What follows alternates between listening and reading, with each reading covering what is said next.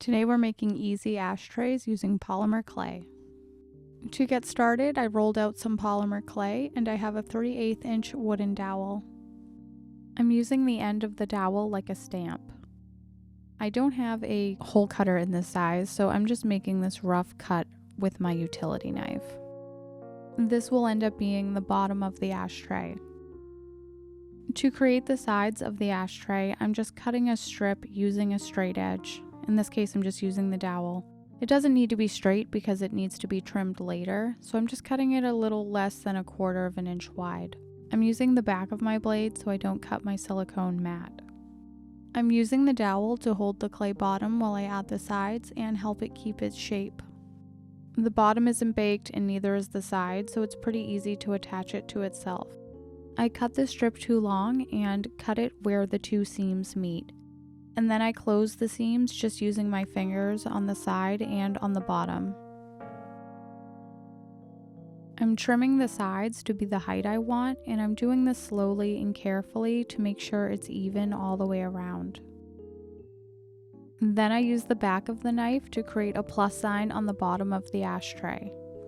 I'm cutting 2 parallel lines and then across the top of it to create the notches where you rest your cigarettes.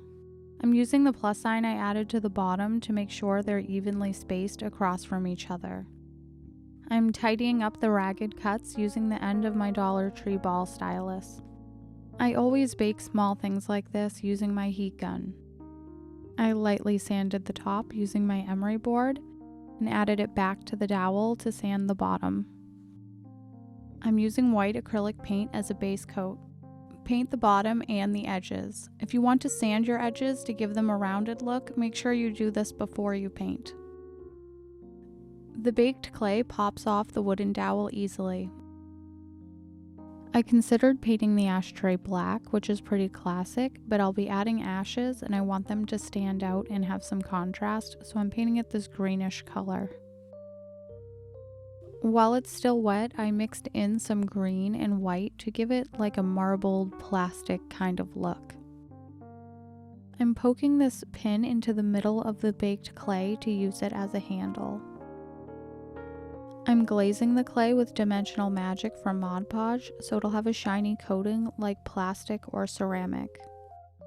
I glazed the top edges too, but I didn't bother with the middle because it'll be covered with ashes and cigarette butts. Before we add ashes, I'll quickly show you a smaller ashtray I made using simpler techniques.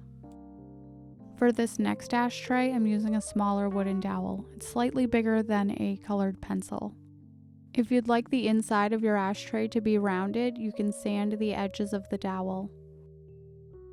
I'm creating a simple marbled look with a few different colors of clay. You can mix in translucent clay to make it look more like glass.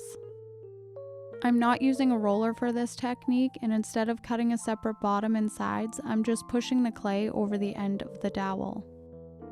Then I trimmed the edges with my knife and created an X on the bottom and carved the notches where the cigarettes rest. I sanded the bottom and removed it from the dowel. Next, I sealed it with some gloss Mod Podge. Whichever version you choose to create, I'll show you how to add some ashes to your ashtray. I start with some watered down Elmer's glue and use some chalk pastel and a razor blade to create a bed of black ashes. I follow that up with some white chalk pastel, and I finish with a coating of gray pastel. Spray it with some rubbing alcohol, and then I top it off with some watered down glue to hold the ashes. This looks like it'll never dry, but it dries quite nicely. Add a final dusting of white chalk pastel and wait for it to dry. I finish it off with some 1/12 scale cigarettes. Check out this video to see how I made them. They're easy to make and you only need basic supplies.